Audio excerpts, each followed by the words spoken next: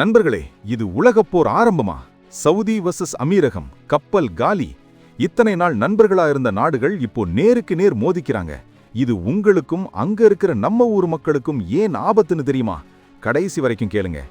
Yemen நாட்டுல கடந்த 10 வருஷமா உள்நாட்டு போர் நடக்குது. ஈரான் ஆதரவு ஹவுதி ஒரு பக்கம், அரசு படைகள் ஒரு பக்கம். ஆனா இப்ப புது ட்விஸ்ட். அரசு படைகளுக்குள்ளேயே ஒரு பிரிவு வந்துருச்சு. அதுக்கு ஐக்கிய அரபு அமீரகம் ஆதரவு தருது. ஆனா சவுதிக்கு இது பிடிக்கல. அமீரகம் ரகசியமா ஆயுதங்களை ஒரு கப்பல்ல ஏமனுக்கு அனுப்பியிருக்கு. முகல்லா துறைமுகத்துக்கு வெளியே நின்ன அந்த கப்பலை சவுதி ராணுவம் வான்வழி தாக்குதல் நடத்தி தரைமட்டமாக்கிடுச்சு.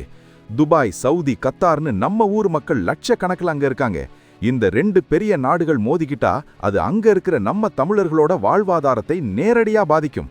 சவுதி தரப்புல என்ன சொல்றாங்கன்னா, நாங்க பொதுமக்களை காப்பாத்த தான் இதை செஞ்சோம் அப்படின்றாங்க.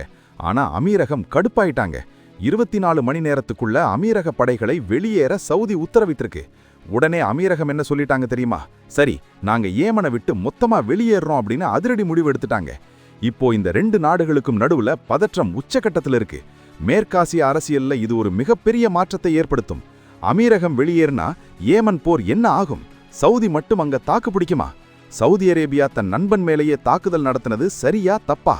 உங்க கருத்தை கமெண்ட் செக்ஷன்ல சொல்லுங்க. இந்த மாதிரி உடனுக்குடன் செய்திகளை தெரிஞ்சுக்க லைக் பண்ணிட்டு மறக்காம ஷேர் பண்ணுங்க.